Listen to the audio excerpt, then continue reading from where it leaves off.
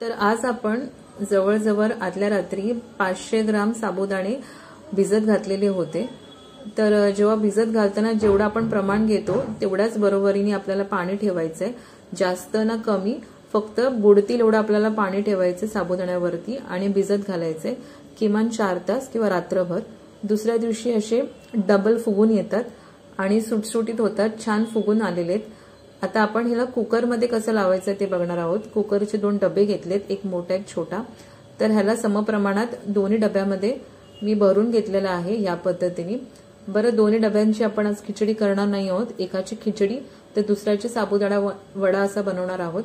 तर आपण ह्याला स्टीम करून कसं घेतो ते कुकरमध्ये ते आधी सर्वात प्रथम बघूया।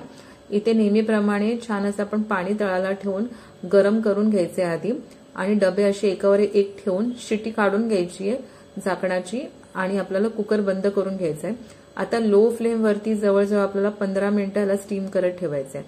त्या वेळेमध्ये आपल्याला दुसऱ्या बाजूला शेंगदाणे भाजून घ्यायचे आहेत। तर जवळजवळ आपण पाव किलो ते 300 ग्राम असे आपण शेंगदाणे घेतलेत, तुम्हाला आवडत असेल तर मी जास्तही होऊ शकतात। तर आपल्याला लो फ्लेम वरती इकडे भाजून घ्यायचे।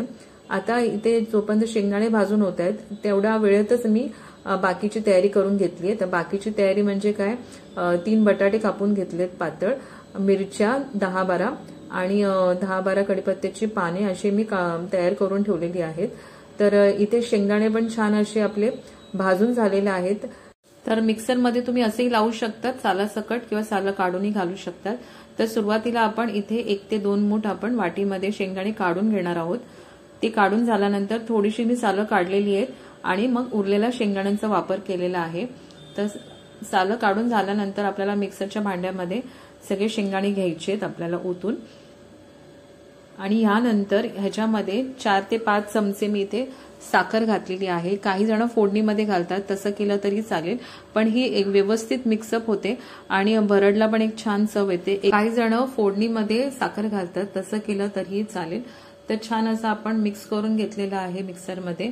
बारीक एकदम पावडर करायची नाही आहे, थोडे दाणे आले ना दाताखाली शेंगदाण्याचे तर खूप छान लागतात। तर ते सगळी आपण पूर्ण तयारी केली आहे। त्या वेळेमध्येच आपले साबुदाणे 15 ते 20 मिनिटांमध्ये छान शिजून झालेले आहेत। तर त्याचा मी एक दाणा तुम्हाला दाखवते, तो छान असा व्यवस्थित आतपर्यंत शिजलेला आहे। तर हे दोन्ही डबे आपण सेपरेट ठेवणार आहोत, एकाच फक्त डब्याची आपण खिचडी करणार आहोत। तर तुम्हाला इथे दिसेल की छान ट्रान्सलुसेंट झालेले आहेत।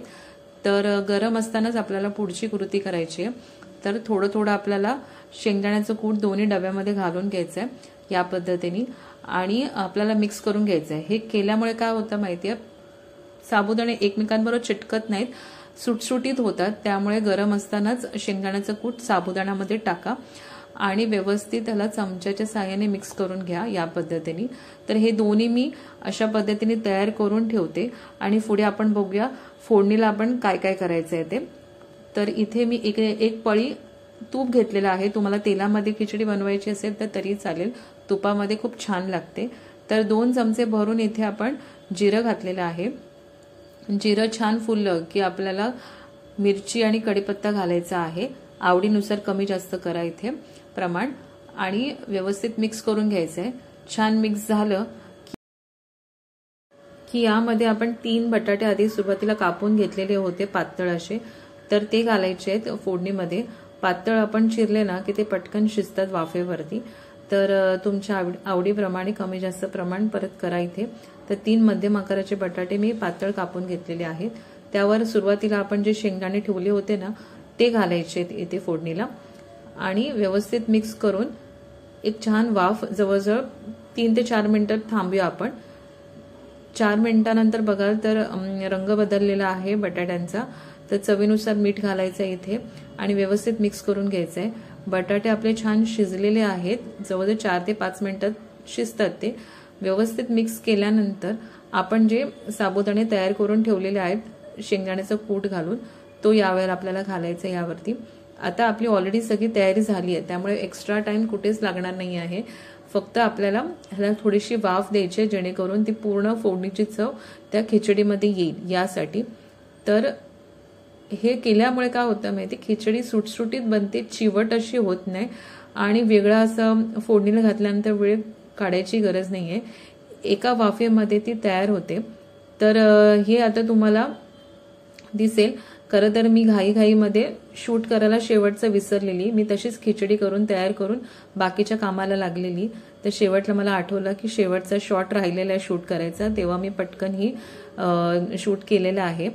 तर हे तुम्हाला बघू शकाल की सुटसुटीत अशी खिचडी झालेली आहे आणि चवीला पण खूप छान झालेली आहे। तर नेहमीपेक्षा वेगळी अशी आहे, पण चवीमध्ये काहीच फरक नाही, लागते छान।